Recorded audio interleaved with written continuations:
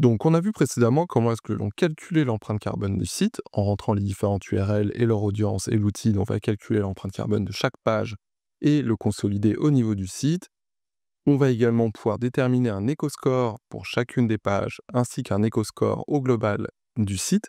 Mais maintenant, on va voir comment est-ce qu'on réduit cette empreinte carbone. Donc, ici, vous le voyez, on a synthétisé. Si on fait les 10 premières optimisations sur le site, on va pouvoir réduire l'empreinte carbone de 34%. Comment est-ce que l'on détermine ça? On va aller dans Optimisation et toutes les optimisations. Vous le voyez ici, on reprend tous les assets qui sont chargés sur le site, sur les différentes pages. Donc ça va comprendre des fontes, des fichiers images, des fichiers HTML, du CSS et du JavaScript également.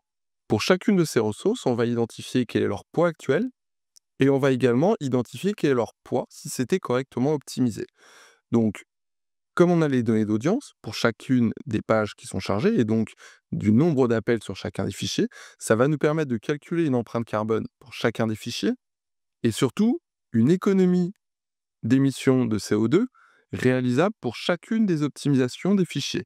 Et on va classer l'ensemble de ces fichiers selon ce critère. Vous voyez, cette dernière optimisation, un fichier HTML à compresser, on est à 0,3 g d'économie par an, alors que cette première optimisation, une fonte qui est en TTF, qui devrait être passée en WOF2, on va être à 280 g d'économie par an. Donc très rapidement, ça va permettre d'identifier où vont devoir être faites les premières optimisations. Donc sur des fontes, ça va être de passer en format WOF2. Sur des images, ça va être des questions de passage en WebP ou de resize d'image si l'image est trop grande par rapport à sa taille d'affichage. Et puis sur de l'HTML, du CSS et du JavaScript, ça va être principalement de la minification et de la compression. Vous le voyez ici, on l'a en synthétique. On va voir où l'on peut trouver le plus d'optimisation à faire, ce qui est en rouge, et ce qui est de la donnée qui peut être compressée. On va évidemment pouvoir ici avoir le détail des optimisations en fonction de la typologie de fichier. Donc là, si je veux que les images.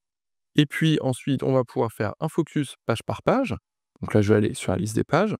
Je vais reprendre par exemple la page d'accueil. Et puis on va retrouver un nouveau dashboard avec le nombre de requêtes serveurs, le poids de la page, les émissions carbone pour chaque vue et l'éco-score.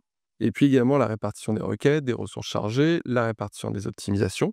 Et puis on va le retrouver ici, côté intégration avec les images, là aussi classé selon ce critère d'économie carbone réalisable, et puis avec des interventions un peu plus en bac, les fontes, la minification et la compression de fichiers, et à chaque fois classé selon ce critère.